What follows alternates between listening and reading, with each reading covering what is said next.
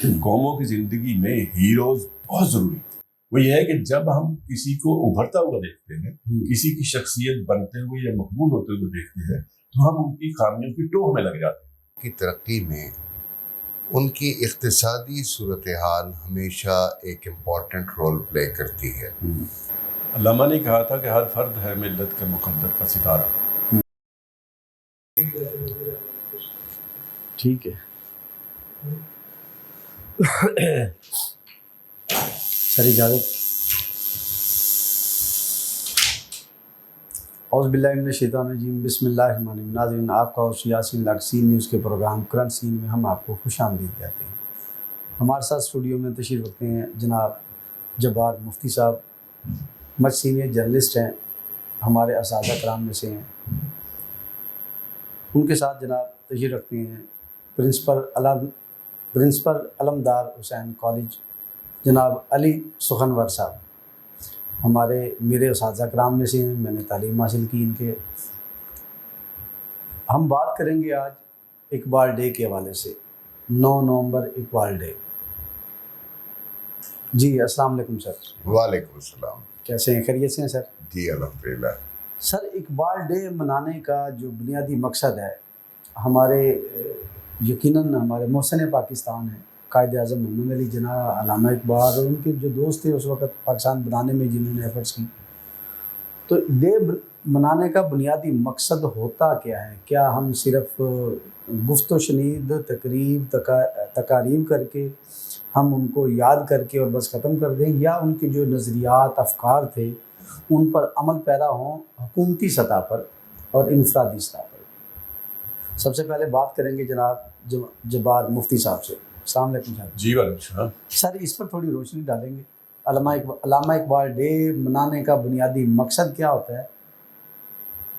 اصل میں ہم بھی اور ہماری آنے والی نسلیں بھی تاریخ سے ذرا دور ہوتی جا رہی ہیں، تو ان کو اپنی تاریخ یاد دلانے کے لیے کہ جو ہمارا وطن بنا تھا، پاکستان آزاد ملک بنا تھا، تو اس کے پیچھے محرکات کیا تھے، شخصیات کون کون سی تھیں۔ ان میں چونکہ پاکستان کا نظریہ پیش کرنے والے سب سے قدابر شخصیت علامہ اقبال کی تھی، تو ان کا ذکر کرنا اور ان کے بارے میں بتانا اصل میں آئندہ آنے والی نسلوں کو یہ بتانا ہوتا ہے کہ ہماری تاریخ کے اصل ہیروز کون ہیں۔ تو وہ پھر یہ ہوتا ہے کہ جب آپ نئی نسل کو یہ بتاتے ہیں کہ یہ ہمارا ہیرو ہے، تو پھر اس کے افکار و نظریات کی طرف ان کی توجہ خود بخود آتی ہے۔ ہم بحیثیت قوم شخصیت پرست قوم، ہمارے سامنے ایک ٹاورنگ پرسنالٹی ہو، اونچی بڑی شخصیت ہو، تو ہم خود بخود اس کو فالو کرنا شروع کر دیتے ہیں۔ اسی طرح ہماری تاریخ کے جو چند قدابر شخصیات ہیں، خاص طور پہ تحریک پاکستان کے حوالے سے، ان میں علامہ اقبال کا مقام میرے نزدیک دوہرا ہے۔ ایک تو یہ کہ وہ سیاستدان تھے، دوسرے وہ مسلم تاریخ کے بڑے دانشور تھے، اور شاعری میں تو ان کا جواب ہی کوئی نہیں یہاں برصغیر میں بھی۔ جی بالکل۔ تو اردو اور فارسی شاعری میں جو انہوں نے کلام چھوڑا وہ آج بھی ساری دنیا اس کی معترف ہے، تو اس لحاظ سے وہ سیاستدان بھی تھے اور دانشور بھی تھے۔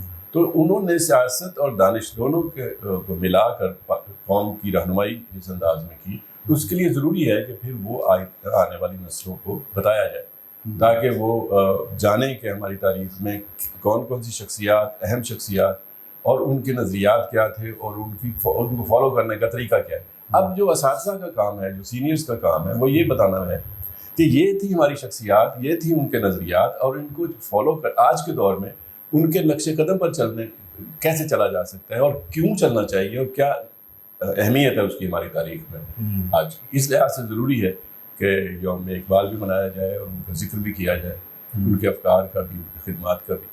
اس لحاظ سے آپ بھی منا رہے ہیں تو آپ بھی قابل تحسین ہیں۔ بہت شکریہ جناب علی سخنور صاحب۔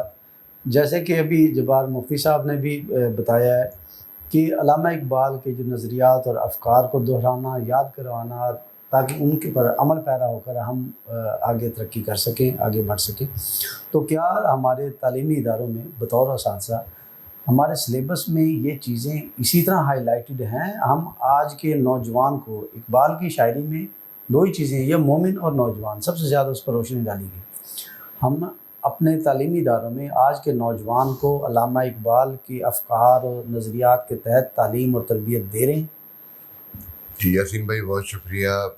جبار مفتی صاحب جیسے مفکر کے سامنے بات کرنا ایک مشکل کام ہے.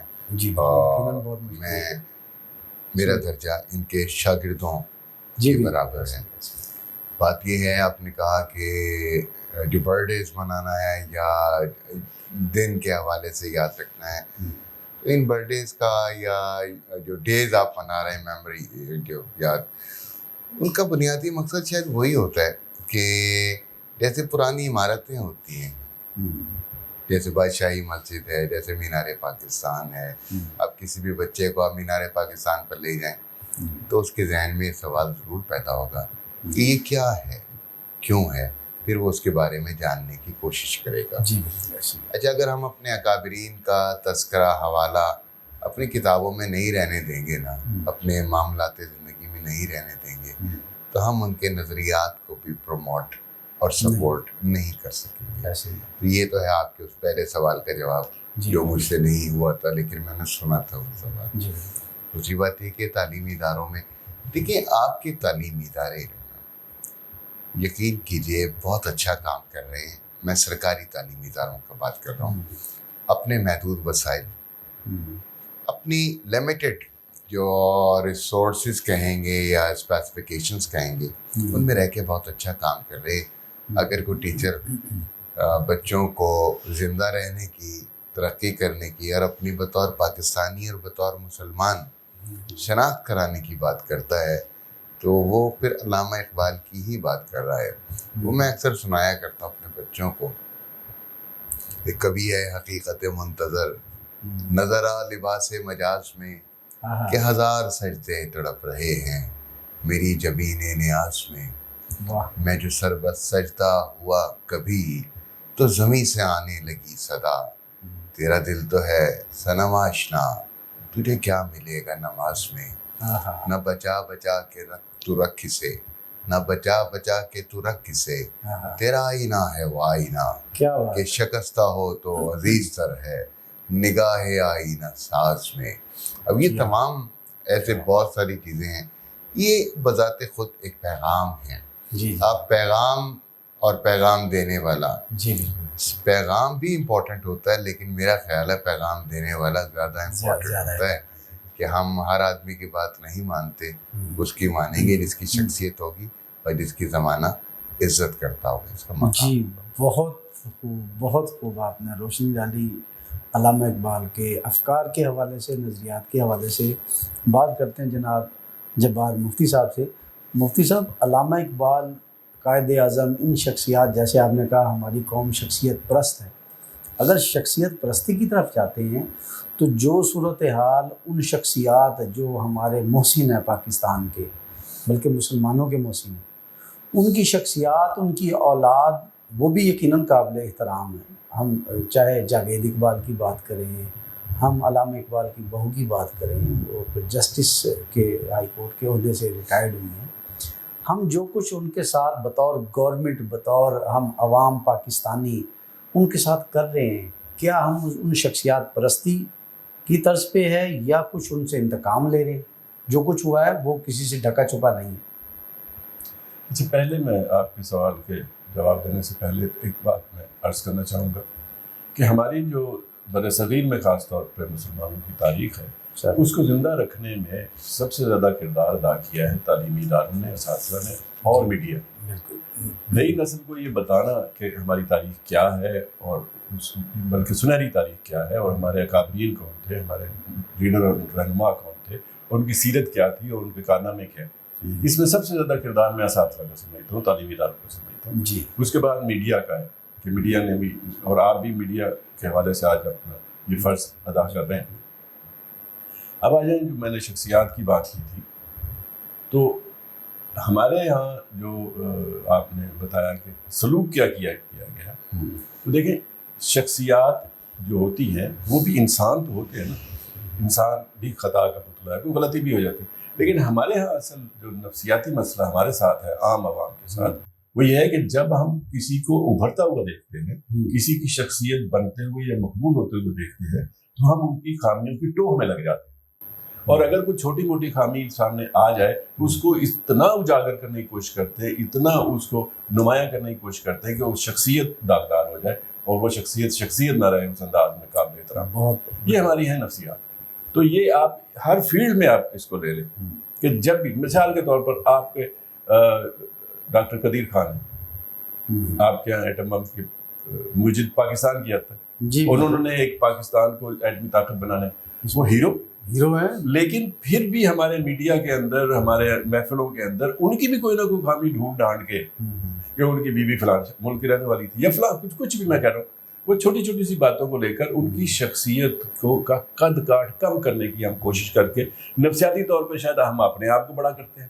مجھے اس پہ روشنی تو پروفیسر صاحب ڈالیں گے کہ جی یہ نفسیاتی پہلو ہمارے اندر کیوں ہیں کہ ہم ایک بنی بنائے. دیکھیں میں ایک بات کہا کرتا ہوں، قوموں کی زندگی میں ہیروز بہت ضروری ہیں. بالکل ہر قوم کے ہیرو ہوتے ہیں، وہ لائن آف ڈائریکشن طے کرتے ہیں. بالکل ہیرو. اور ہم ہیرو جو بن جاتے ہیں اپنی محنت سے، اپنی صلاحیت سے، ہم ان کو بھی ڈیمیج کرنے پہ تل جاتے ہیں. تو پھر ہم اپنے ساتھ یہ بدسلوکی کر رہے ہیں نا. اصل میں ہم ان شخصیات کے ساتھ نہیں کر رہے، یہ ہم اپنے ساتھ کر رہے ہیں، اپنے مستقبل کے ساتھ کر رہے ہیں. تو یہ افسوسناک ہے، کرنا نہیں چاہیے. جو روشن پہلو ہیں، اچھے پہلو ہیں، ان کو نمایاں کرنا چاہیے تاکہ ان کی پیروی کرنے، ان کے نقش قدم پہ چلنے کہ لوگوں میں آئے، اور وہ قوم بحیثیت قوم بھی، ہم فرد اور قوم دونوں صورتوں میں اچھی قوم بن سکے، اچھے فرد بن سکے. بہت شکریہ جناب. یہ بات مفتی صاحب بات کریں گے علی سخنور صاحب سے. سر جیسا کہ مفتی صاحب نے فرمایا شخصیات پرستی کے حوالے سے اور ان پر داغ لگانا، یقیناً یہ بھی ایک المیہ ہے اور ہم سب اس کا شکار ہیں. پوری دنیا میں قومیں، اگر کوئی شخص اپنی محنت، ہمت، بلبوتے اور خداداد صلاحیتوں کے تحت آگ پر جانا ہے، ہم اس کی لیگ پولنگ کرتے ہیں. ہم اس میں بدنام ترین اس قوم کے طور پہ دنیا میں گنے جا رہے ہیں.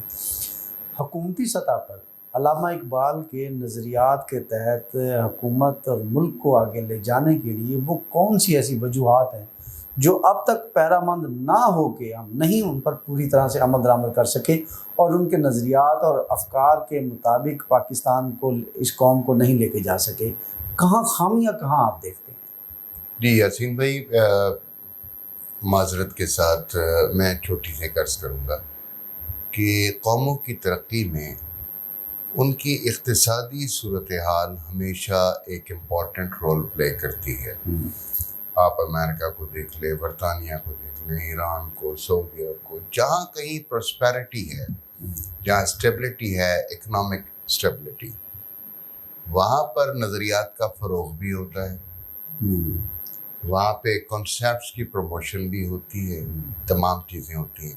ہمارا بنیادی مسئلہ میرا خیال ہے کہ نظریات کا فروغ تو بعد میں آئے گا، پہلے ہمیں ایک پراپر وے میں اکنامک اسٹیبلٹی چاہیے.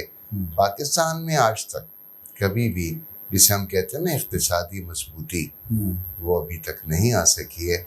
ایک شخص جو بھوکا ہے، جسے روٹی چاہیے اور جس کو دوا چاہیے، آپ اس سے علامہ اقبال کے نظریات پر گفتگو کریں گے، اس پہ آپ مختلف فلسفے اس کی تو وہ آپ کی بات کبھی نہیں سنے گا. پرابلم یہ ہے کہ پہلے اپنی قوم کو، اب دیکھیں نا، یہ میں بہت سارے بچوں کو روزانہ دیکھتا ہوں، یہ آپ کے ٹاپک سے ہٹ کے بات ہے، معذرت اس کے لیے، یہ جو موٹر سائیکلوں پہ گھر گھر ڈیلیوری کر رہے ہوتے ہیں کھانوں کی، جی رات کو 1 بجے 1:30 بجے امیروں کے بچوں کا دل کرتا ہے کہ اس وقت جو ہے فلاں دکان سے یہ چیز منگایا جائے، خوشحال لوگوں کے بچوں سے. وہ بیچارے موٹر سائیکل پہ اندھیری سڑکوں پہ لوٹ مار کا بھی سامنا، اور بہت کچھ، بہت سے سوال جواب، 5 منٹ دیر ہو گئے تو کیوں ہوئے تم دیر، کہ ہم نہیں لے رہے آرڈر، وغیرہ وغیرہ. ان بچوں کا کیا فیوچر ہے؟ یہ جو 25 سال 24 سال 30 سال کے لڑکے، 18 سال کے، یہ جو کام کرتے پھرتے ہیں، ان کا کیا فیوچر ہے؟ اور اس ایک تکلیف دہ زندگی سے گزرنے کے بعد جب اپنے گھر جاتے ہیں، ان کے گھر میں بھی انہیں کو آرام اور سکون کا ماحول نہیں ملتا. کیوں نہیں ملتا؟ کیونکہ غربت ہے، ایک پریشانی ہے، اقتصادی بدحالی ہے. اب ایسے میں ہم ان سے کہیں نہیں، تو ایک بہت اچھے انسان، مومن کامل، مرد کامل، علامہ اقبال کے شاہین بن کے دکھاؤ تم، تو ظاہر ہے وہ شاہین کیسے بنے گا وہ ممکن جی نہیں۔ بالکل، میرا یہی سوال تھا کہ نوجوان جو جس کی علامہ اقبال نے ہمیشہ اس کو پوائنٹ آؤٹ کیا ہے، شاہین کے نام سے اس کو خطاب بھی دیا گیا، لقب بھی دیا گیا، آپ نے بھی ذکر کر دیا، ان نوجوانوں کی معاشی بدحالی کا ذمہ دار کون اور کہاں ٹھہرایا گیا ہے؟ کہاں ہم سے ایسی غلطیاں ہیں کہ یہ نوجوان اس حد تک معاشی بدحالی کا دنیا میں ایک ایگزامپل؟ جی یاسین بھائی آپ بالکل صحیح کہہ رہے ہیں، اس معاشی بدحالی کا ذمہ دار اگر ہم حکومتوں کو ٹھہرائیں گے، دیکھیں ہمارے ایک بڑا، یہ بھی مفتی صاحب نے بھی حوالہ دیا، ایک عجیب و غریب سا رویہ ہے کہ ہم انگلی اٹھانے میں ماہر ہیں، جی ہماری باڈی کا اور کوئی پارٹ کام کرتا ہو نہ کرتا ہو، ہماری انگلی ضرور اٹھتی ہے، جی دوسروں پر اٹھتی ہے۔ گورنمنٹ جو ہے اس کے اور فرائض ہوتے ہیں اور سوسائٹی کے اور فرائض ہوا کرتے ہیں۔ ابھی پرابلم پتہ کیا ہے؟ پرابلم یہ ہے کہ ہم نے یہ سوچا، جیسے اکبر الہ آبادی نے کہا تھا ابھی یہ کیا ہم نے کیا، اور کیا اس کے بعد وہ زندگی مکمل ہو گئی، مر گئے۔ ہم نے یہ سمجھ لیا ہے کہ ہم نے ایف اے کر لیا، ہم نے بی اے کر لیا، ہم نے ایم اے کر لیا، تو یہ ہم روزگار اس سے کریکٹ کرتے ہیں۔ دنیا بھر میں education is some thing different اور روزگار is absolutely a different thing. آپ کالجوں میں، یونیورسٹیز میں داخلے بھرنے کی بجائے بچوں کو اسکل کیوں نہیں دیتے؟ ٹیکنیکل نالج کیوں نہیں دیتے؟ اب آپ دیکھیں نا، جو کمپیوٹر کا کام جانتے ہیں وہ فارغ نہیں بیٹھے ہوئے۔ یہ پالیسی کس نے بنانی تھی اور کیوں نہیں بنی کہ ہم صرف کتابی کیڑے کے سے آگے لے کے جاتے ہیں نہیں بچوں کو؟ دیکھیے جہاں تک آپ گورنمنٹ کی بات کریں گے نا، کسی بھی گورنمنٹ کی، حکومت ہر طرح کی آسانی دیتی ہے، تعلیمی ادارے بھی بنائے ہوئے ہیں، ٹیکنیکل سکلز کے بھی اور سب چیزوں کے، لیکن وہ میرے ذہن میں جو کانسیپٹ ہے کہ میرا بچہ بھی یہ کرے گا، میرا بچہ بی ایس کرے گا، اس کے بعد یا اس سے پہلے انٹر کرتا ہے تو وہ پھر ڈاکٹر بنے گا یا انجینئر بنے گا۔ تو ہم نے تعلیم کا صرف ایک مقصد سمجھ لیا ہے کہ اس سے روزگار ملے گا، حالانکہ یہ ہو سکتا ہے یہ سب سے آخر۔ آپ مجھے بتائیں یاسین صاحب، میں آپ کی بات کرتا ہوں، you had been a very good student, بڑے انٹیلیجنٹ، سب کچھ ہے، کیا آپ آج جس شعبے میں ہیں یہ آپ اس تعلیم کی وجہ سے ہیں یا اپنی اسکل کی وجہ سے؟ آپ اپنے ٹیلنٹ کی وجہ سے، آپ اپنے اسکل کی وجہ سے ہیں، ٹھیک ہے؟ ہاں تعلیم نے آپ کے اس اسکل کو مزید نکھارا ہے، پالش کیا ہے۔ یہ ہے چھوٹی سی بات کہ ہمیں علامہ اقبال کے نظریات یا کسی بھی بڑے مفکر کی باتوں کو مضبوط تک انداز میں پیش کرنے کے لیے بتانا پڑے گا اپنے بچوں کو کہ تعلیم اور چیز ہے اور روزگار اور چیز ہے۔ بہت شکریہ، بڑی ڈیٹیل سے جناب علی سخنور صاحب نے بتایا کہ ہمارے تعلیمی اداروں یا ہمارا جو معاشی نظام ہے اس کی خرابی کی بنیادی وجوہات، ہمارا نوجوان بے روزگار اور معاشی بدحالی کا شکار کیوں ہے، اس کی وجوہات بتائیں۔ بات کریں گے جناب جبار مفتی صاحب سے۔ سر، جو صورتحال آپ نے جیسا کہ علی سخنور صاحب نے بتائی ہے، آپ اس کی سجیشن کیا دیتے ہیں کہ اس معاشی بدحالی سے نکلنے؟ انفرادی طور پہ میں کوئی ڈیسیژن لیتا ہوں، آپ لیتے ہیں کہ نوجوان کو ایسے کریں، تو ہم پوری قوم یا ملک کا وہ پایا نہیں پلٹ پاتے، ان کی کوئی نہیں ترتیب نہیں دے پائیں گے۔ یہ جو کیز ہیں یہ گورنمنٹ کے ہاتھ میں، گورنمنٹ پہ یا ان پوسٹوں پہ بیٹھے ہوئے لوگوں نے ڈیسیژن لینے ہوتے کہ ہم نے نوجوان کو اس سمت میں لے کے جائیں تاکہ بہتر ہے۔ وہ سلوشن اس کا کیا ہے، کون کرے گا اور کیسے ہوگا؟ علامہ نے کہا تھا کہ ہر فرد ہے ملت کے مقدر کا ستارہ۔ تو اگر ہم یہ سمجھ لیں کہ ہر فرد نے اپنا کردار ادا کرنا ہے، تب جا کر معاملات ٹھیک ہوں گے تو مسئلہ حل ہو جائے گا۔ اصل میں جیسے سخنور صاحب نے بھی کہا کہ ہم حکومتوں میں ڈال دیتے ہیں، میں کہتا ہوں اس سے بھی ذرا نیچے آ جائیں، ہم دوسروں میں ڈال دیتے ہیں، حکومت نہ بھی ہو تو ہم کہتے ہیں وہ ٹھیک نہیں ہے اس لیے معاشرہ خراب ہے۔ ہم یہ نہیں دیکھتے، آئینہ دیکھ کر ہم تلاش نہیں کرتے اپنے چہرے کی بدسلوکی اور اس کو ٹھیک کرنے کی بھی کوشش نہیں کرتے۔ تو اس لیے ہم بحیثیت فرد سے لے کر قوم، اس سب کے جو آپس کا میل جول اور ایک رشتہ ہے اور جو کردار ہے، اس میں جگہ جگہ ہمارے یہاں خامیاں پیدا ہو گئی ہیں۔ اور لوگ تو الزام دے دیتے ہیں کہ طویل غلامی، سینکڑوں سال دوسروں کے حکومتوں میں ہم نے سانس لیا بطور غلام کے، اس لیے ہماری صلاحیتوں دنیا میں بے شمار اقوام ہیں جنہوں نے کافی عرصے کے بعد آزادی حاصل کی، لیکن انہوں نے سبق حاصل کیا اپنی غلامی کے دور سے۔ کہ اگر ہم ٹھیک نہ ہوئے تو واپس اسی دور میں جا سکتے ہیں. ہم نے یہ سبق نہیں سیکھا اصل میں, ابھی تک نہیں سیکھا. سبق پڑھ پھر صداقت کا, دیانت کا, امانت کا, لیا جائے گا تجھ سے قوم دنیا کی امامت کا. تو اسی صورت میں نا سبق سیکھیں, تو ہم سبق سیکھنے کے لیے تیار نہیں, اور صرف سبق سیکھنے کے لیے اصل میں اپنے اندر جھانکنا پڑتا ہے کہ ہم اپنی خامیوں کو ڈھونڈیں, اپنی خامیوں کو تلاش کر کے ان کو درست کرنے کی طرف جائیں, مگر اس میں پڑتی ہے محنت زیادہ. تو اس لیے جناب بات یہ ہے کہ ہم نے سبق سیکھا نہیں, اور ابھی سیکھنے کا ارادہ بھی نظر نہیں آ رہا. یہی وجہ ہے کہ ہم ان حالوں میں ہیں, ورنہ ہمارے اندر بھی وہی خون دوڑتا ہے جو دوسری اقوام کے اندر دوڑتا ہے. بہت شکریہ. سبق سیکھنے یا سکھانے کا طریقہ کار جو اس وقت ہمیں اپنے معاشرے میں گزشتہ 2 دہائیوں سے نظر آ رہا ہے, کسی نوجوان بچے سے کوئی غلطی سرزد ہو گئی تو تمام جو دنیا کے مہذب معاشرے ہیں اس کی غلطی کرنے کی وجوہات تلاش کرتے ہیں کہ اس سے جو غلطی سرزد ہوئی ہے اس کی وجوہات کیا ہیں, ان وجوہات کو ختم کریں گے. بہت سارے نوجوان غلطیاں کریں گے نہیں.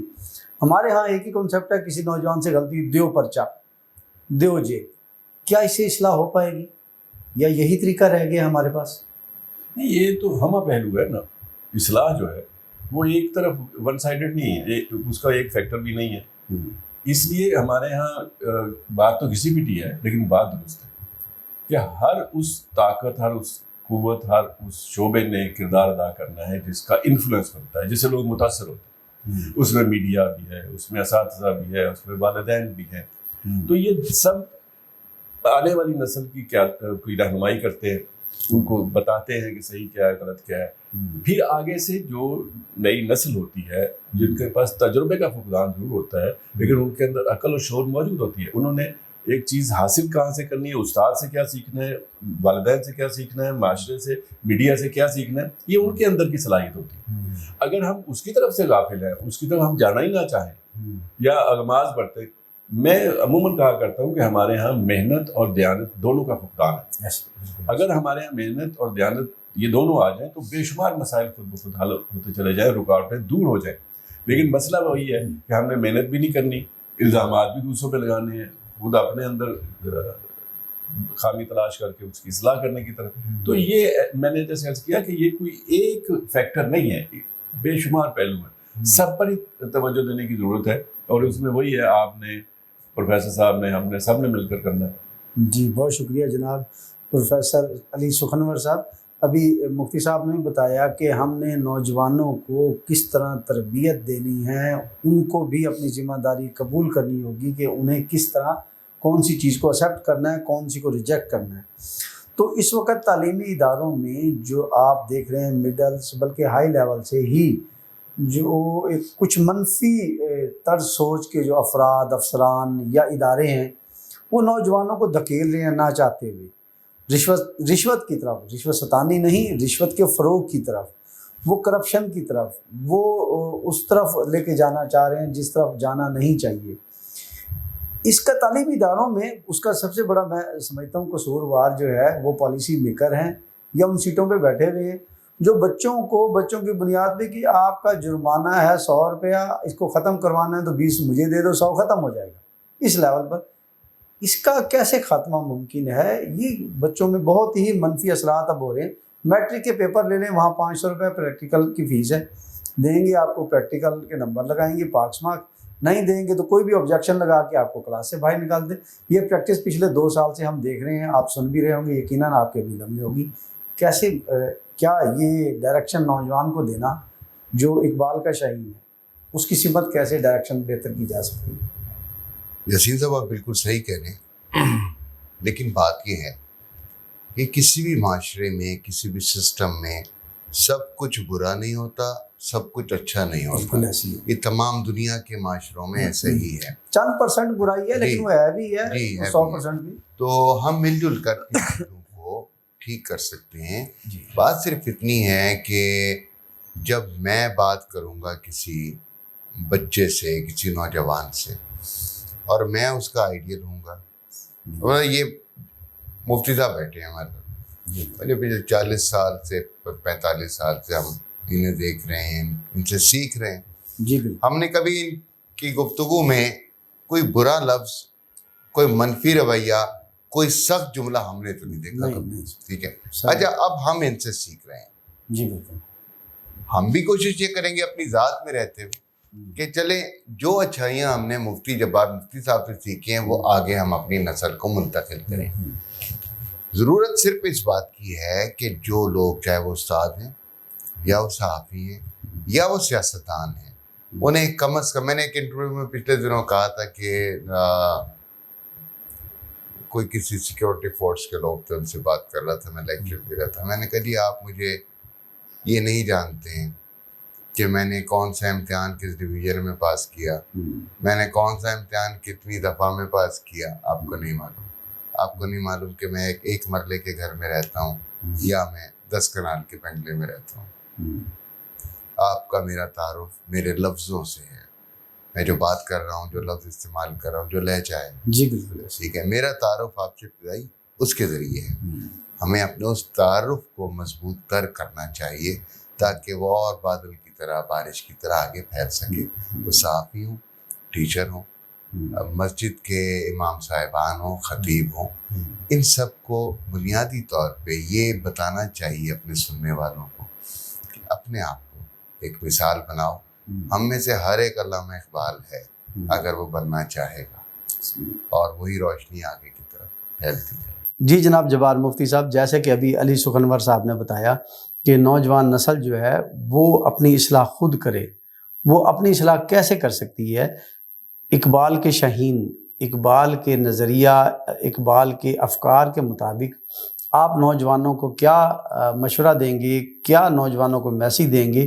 وہ کس طرح اپنے آپ کو اقبال کے شاہین بنا سکتے ہیں، اور کس طرح اقبال کے نظریات اور اس کے افکار پر پورا اترتے ہوئے اپنے ملک، اپنی قوم اور اپنے جو ایک اسلام کا ماٹو ہے اس کو آگے لے کے جا سکتے ہیں؟ میں تو علامہ مرحوم کے ایک شعر کی صورت میں مجھے اتفاقاً یاد رہ گیا. آپ نے مشکلات کا ذکر کیا، علی سخنور نے بھی ذکر کیا. علامہ یہ کہتے ہیں کہ صنوبر باغ میں آزاد بھی ہے پابگل بھی ہے. صنوبر باغ میں آزاد بھی ہے پابگل بھی ہے، انہی پابندیوں میں حاصل آزادی کو تو کر لے. مشکلات ہوتی ہیں، پابندیاں بھی ہوتی ہیں، رکاوٹیں بھی ہوتی ہیں، آپ کے من بھاتا ماحول بھی نہیں ہوتا، ماحول بھی آپ کی طبیعت کے خلاف، لیکن ان میں رہتے ہوئے آپ نے کام کرنا ہے، آگے بڑھنا ہے اور بڑھتے رہنا ہے. یہی علامہ کا پیغام ہے. خود بخود مشکلیں ختم ہو جائیں گی اور آپ کے لیے راستے کھل جائیں گے.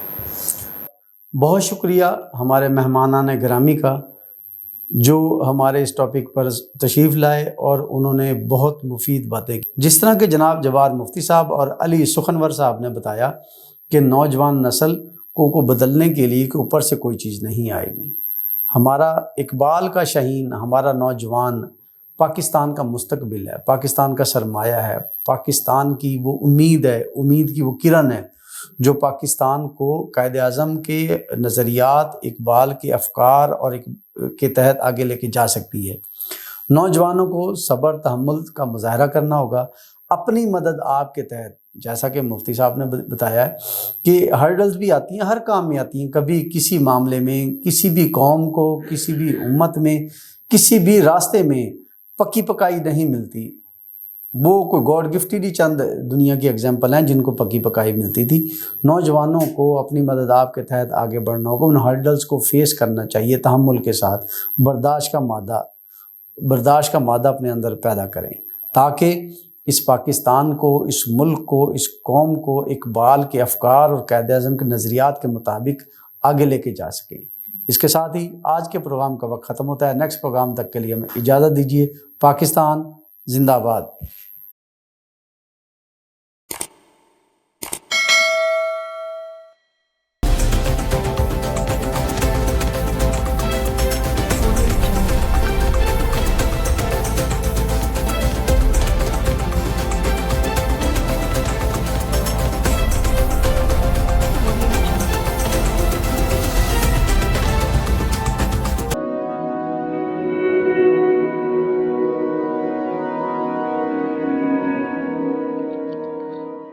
رزق اللہ کے ہاتھ میں ہے، اور کبھی کبھی رزاق رزق کی تقسیم کا اعزاز ان لوگوں کو بھی عطا فرما دیتا ہے کہ جو حالات کی کڑی دھوپ میں شجرے سایہ دار ہوتے ہیں.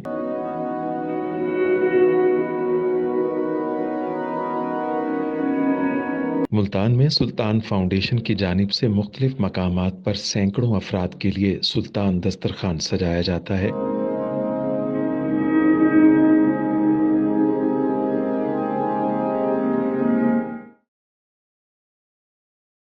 ہر انسان سلطان دسترخوان کا مہمان بنتا ہے۔ بلا شبہ سلطان فاؤنڈیشن انسانیت کا قابل فخر سرمایہ ہے، اور بھلے ہی ایسے ادارے ہوں یا افراد، وہ غربت و افلاس کے سلگتے صحرا میں احساس کی چھتریاں بنتے ہیں۔